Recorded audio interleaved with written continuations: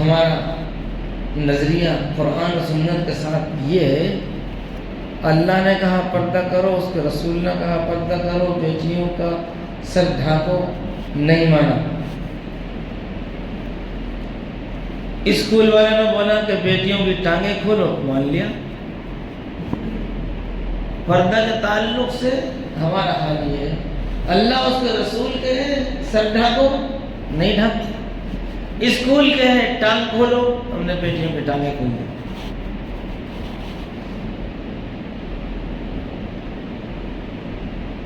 ہماری لگام خدا رسول کے ہاتھ میں ہے۔ ہم نے اپنا آپ کو کیوں ابھی تک غلام سمجھا ہوا؟ انگریز بھاگ گیا، غلامی کا اثر اب تک نہیں گیا۔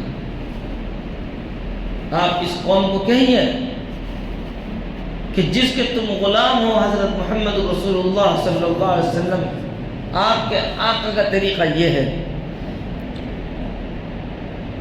اور یہ انگریز کا طریقہ ہے، تو یہ قوم اتنی گر گئی ہے کہ سنت طریقے کو پسند نہ کر کر انگریز کا طریقہ کو پسند کرے۔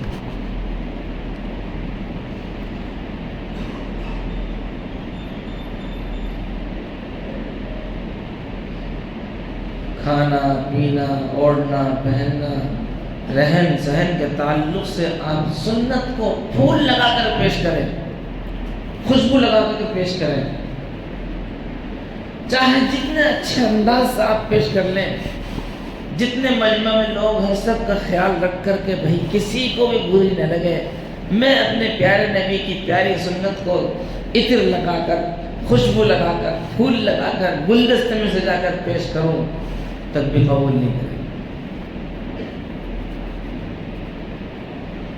اس لیے کہ انگریزوں کی غلامی کا اثر ابھی تک گیا نہیں۔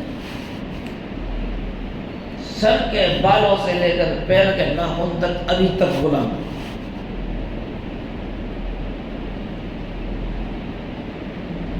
اور یہ سمجھتے ہیں خوبصورتی کے معیار انگریز کا طریقہ ہے۔ نہیں بھائی نہیں، اشارہ و کنایہ میں ایک بات کہہ دیتا ہوں، میں زیادہ کھل کر نہیں کہوں گا۔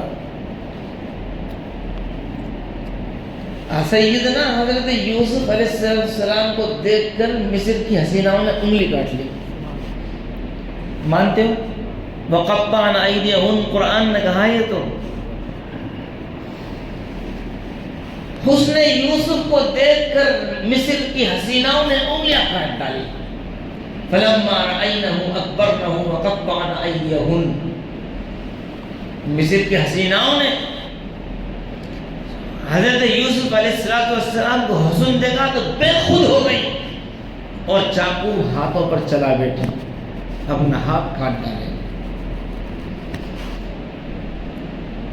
تو سیدنا یوسف علیہ السلام کی صورت نبی کی سنت کے ساتھ تھی کہ بغیر سنت کے تھی؟ ایک دفعہ بولو گے بھائی، اگر آپ ناراض ہو تو مجھ سے نماز کے بعد بول دینا، معافی مانگو، میں معافی مانگوں۔ داڑھی تھی کہ نہیں تھی؟ اچھا جی، اب آپ دوسرا واقعہ، چیلنج، کسی بغیر داڑھی والے کو دیکھ کر کسی حسینہ نے ہاتھ کاٹ دیا، لاؤ واقعہ۔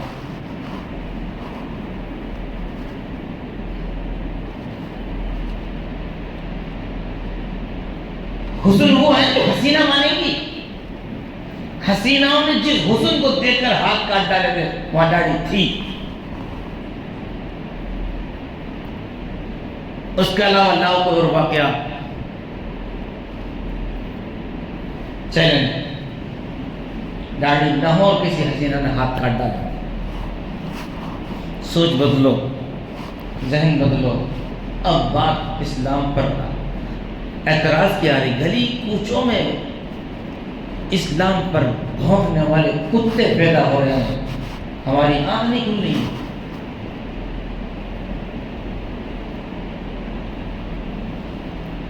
تو میں یہ عرض کر رہا تھا میرے عزیزوں، میرے دوستوں، ارتداد جو پھیل رہا ہے نا، اس کی بہت ساری وجوہات ہیں، کئی وجہ میں نے پچھلی جمعہ میں بیان کر دی۔ ایک وجہ یہ بھی ہے کہ ہم دین کو پیار اور محبت اور پسند کی نگاہ سے نہیں دیکھتے۔ لاوا ایک دم نہیں پھٹتا، بہت ساری چیزیں ہوتی ہیں، پھر دعوت آتا ہے۔ تعلیم کی کمی، دینی تعلیم کا تو یہ حال ہے کہ فرائض تک ہم کو یاد نہیں ہوتے ہیں۔ ہماری بچیوں سے جو غیروں کے ساتھ بھاگ رہی ہیں، ان سے نماز تک سن، صرف نماز سن لو، نماز، اور آگے کہتا ہوں کلمہ سن لو۔ ہم ان کو کدھر لے جاتے ہیں؟ ٹی وی ہم دکھاتے ہیں، موبائل ہم ان کو دلواتے ہیں، دینی تعلیم نہیں کرتے، گھر میں تعلیم نہیں کرتے۔ بلکہ تعلیم کے ساتھ تو حال یہ، جب بات آ گئی تو میں اپنی آپ بیتی سنا دیتا ہوں۔ یہاں مکتب چلتا ہوگا، محلے میں 60 70 75% لوگ ایسے ہیں جن کی محنت سے وہ چل رہا ہے۔ ابھی بھی 20-25% لوگ تو ایسے ہیں جن کی خواہش یہ ہے کہ قرآن بند ہو جائے، مدرسہ بند ہو جائے۔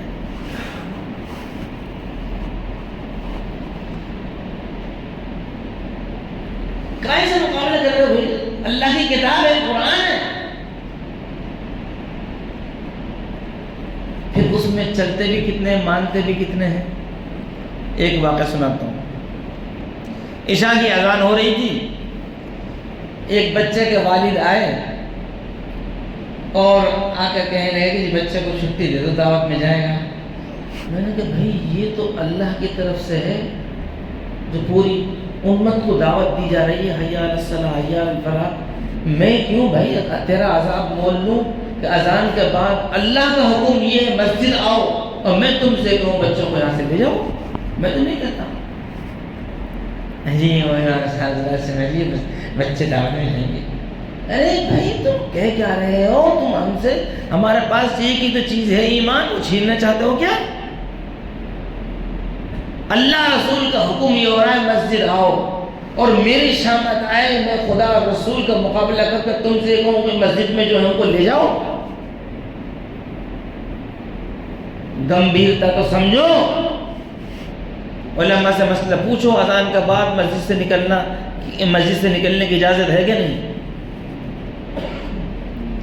اچھا جی ماشاءاللہ، صلاحیت ہماری ایسی ہوتی ہے کہ ہم اس کو بھی کاروبار سمجھتے ہیں، اب پھر کہہ رہے ہیں جناب سب بچہ سب جا رہے ہیں، پورے گھر میں کوئی نہیں رہے گا۔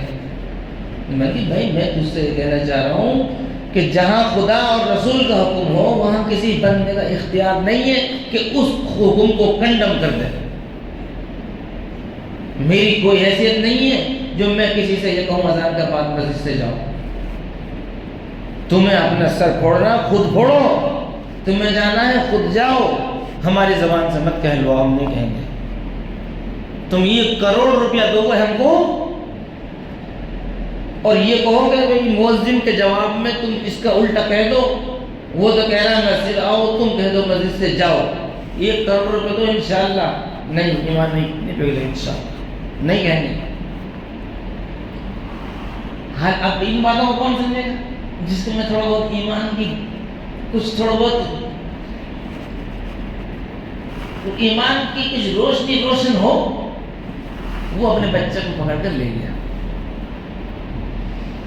نماز پڑھائی، اتفاقاً مسئلہ یہ تھا کہ نماز کے بعد مجھے کہیں جانا تھا، میں نے 2 سنت پڑھی نکلا۔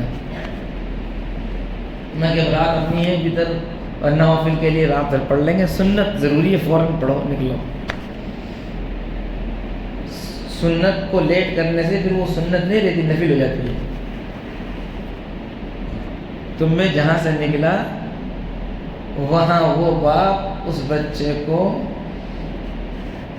ایک بینڈ باجے کے ساتھ شامل وہاں موجود، مدرسے سے لے گیا، قرآن رکھوایا، مدرسے سے لے جانے کے بعد ٹوپی اتروائی، مدرسے سے لے جانے کے بعد پھر اس کے کرتے پاجامہ اتروائے، پھر وہ فیشن کا لباس پہنوایا۔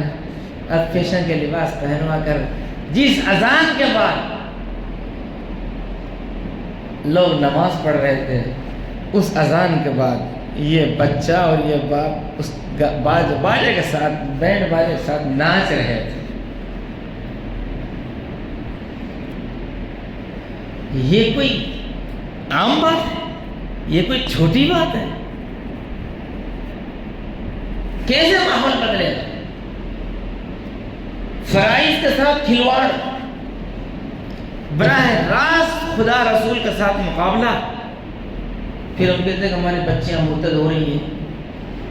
بچیاں نہیں، بچے مرتد ہو رہے ہیں. بچے، میں نے اس مہینے میں 2 لڑکوں کے بارے میں سنا کہ مذہب چینج کر لیا، مذہب چینج کر لیا.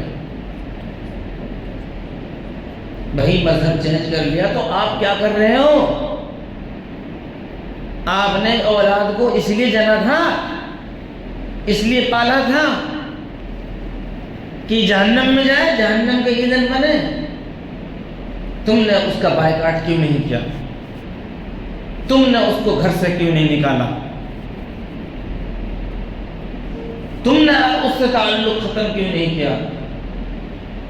تم نے یہ کیوں نہیں کہا کہ میں مسلمان ہوں، میری اولاد مسلمان ہے؟ اگر تم مذہب چینج کرو گے تو تمہیں گھر بھی چینج کرنا ہوگا، اس گھر سے نکلنا ہوگا. گود رہے ہیں، دوسرے مذہب کی نشانیاں ہاتھوں پہ گدوا رہے ہیں، مسلمان بچے ہیں. پچھلے سال میں نے آپ کو سنایا تھا، ایک صاحب مجھے لے گئے ملاقات کرانے کے لیے چند نوجوانوں سے، تو انہوں نے ہاتھوں میں گدوایا ہوا غیر مسلموں کی علامت، ہاتھوں میں یہ کڑے پہنے ہوئے، دھاگے باندھے ہوئے. تو شروع میں تو مجھے بھی شک ہوا مسلمان نہیں ہے. الگ سے لے کے اور پتہ چلا کہ ہاں اپنے آپ کو مسلمان سمجھ. میں کہ بھئی آپ نے اپنے یہ ہولیہ کیوں بنایا ہوا ہے؟ تو صاف طور پر انہوں نے یہ کہا چونکہ ہم غیر مسلم علاقے میں کام کرتے ہیں اس لیے ہم نے اپنا ظاہر ایسے بنایا ہوا تاکہ دیکھنے میں ہم غیر مسلم لگیں. سب تو ہم یہ چاہتے ہیں کہ ہم دیکھنے میں غیر مسلم لگیں. واہ، جس کی سوچ یہاں تک پہنچ گئی کہ میں دیکھنے میں غیر مسلم لگوں، دیکھنے میں کہ میرا فیس کہیں مسلمانوں سے نہ ملے. آپ لاکھ بر ہزار دانوں کی تسبیح لے لیجیے اور کہتے رہیے یہ مسلمان ہے. کیا ہوتا ہے مسلمان نام رکھنے سے؟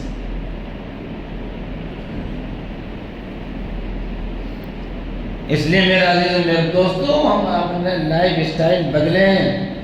ہمارے گھر میں فیشن کو اہمیت نہیں، سنت کو اہمیت ہونی چاہیے. ہم کو معلوم ہونا چاہیے کہ ایمان جیسی قیمتی چیز دوسری کوئی نہیں ہے. سب سے زیادہ قیمتی چیز ہمارا پاس ایمان ہے. ایمان کا سودا نہیں کیا جا سکتا. حضور صلی اللہ علیہ وسلم نے پہلے ہی نصیحت فرما دی، وصیت فرما دی، یا بنیہ لا تشرک باللہ ان قتلتا او حرقتا. ایک صحابی کو کہا کہ میرے بیٹے اللہ کے ساتھ شرک مت کرنا، ایمان کے ساتھ سودا مت کرنا، چاہے تجھے قتل کر دیا جائے چاہے تجھے جلا دیا جائے. بتاؤ اپنے بچوں کو، اپنی بچیوں کو، اور خود بھی یاد رکھو کہ ایمان کا سودا نہیں کیا جا سکتا، جان دی جا سکتی ہے. ایمان کا سودا نہیں کیا جا سکتا، اور ایمان سے زیادہ قیمتی چیز کوئی نہیں.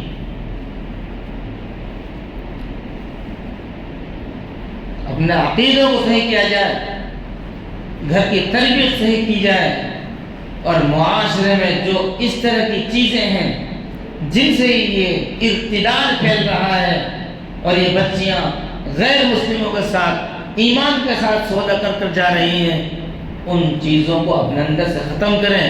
ان میں سے ایک چیز مہنگائی، شادی کی مہنگائی. ایسی شادی مسلمانوں کی ہو رہی ہے جیسے کسی زمانے میں نوابوں کی ہوا کرتی تھی.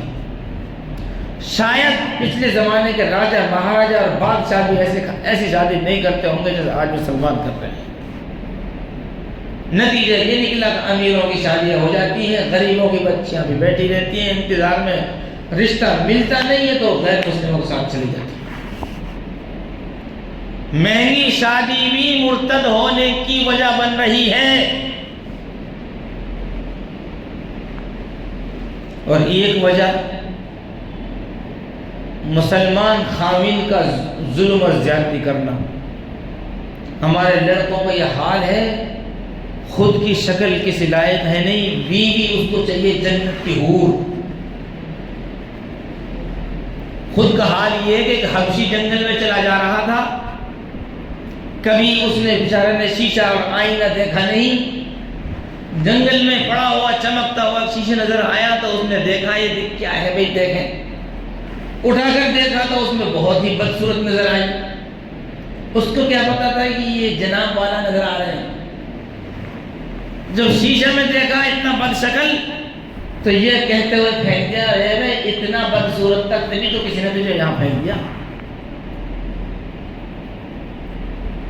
خود کا حال یہ ہے، بیوی کیسی چاہیے؟ لم یطمثہن انس قبلہم ولا جان فبأي آلاء ربکما تکذبان، بیوی ایسی چاہیے جنت کی، حور مقصورات فی الخیام۔ خود کا حال یہ، لاتے ہیں نکاح کرتے ہیں، مارتے ہیں پیٹتے ہیں، طلاق دیتے ہیں، تو جس بیچاری کو دین کا ایمان کا پتہ نہیں ہو تو یہی سوچے گی مسلمان خامن مارے گا، پیٹے گا، ظلم کرے گا، زیادتی کرے گا، طلاق دے دے گا، اس سے اچھا تو غیر مسلم کو ساتھ مانگ جاؤ۔ یہ بدحالی بھی اس کا سبب ہے، اور لڑکا اور لڑکی کی مخلوط تعلیم یہ تو میں پچھلے جمعہ میں بیان کر چکا ہوں۔ خاندان میں بے پردگی، جن سے پردہ فرض ہے ان سے پردہ نہ کروانا۔ خلاصہ کلام یہ وقت ہو گیا، میں صرف یہ کہنا چاہتا ہوں، کہنا سننا سب ہو چکا، خوب بہترین ہمارے بزرگوں نے تحریریں لکھ دی، تقریریں کر دی، لیکن ہم ہیں کہ ٹس سے بس ہونے کو تیار نہیں۔ خدا کے لیے اپنی روش بدلیں، اپنے گھر کا ماحول بدلیں، دین اور ایمان کی اہمیت کو سمجھیں۔ رسول اللہ صلی اللہ علیہ وسلم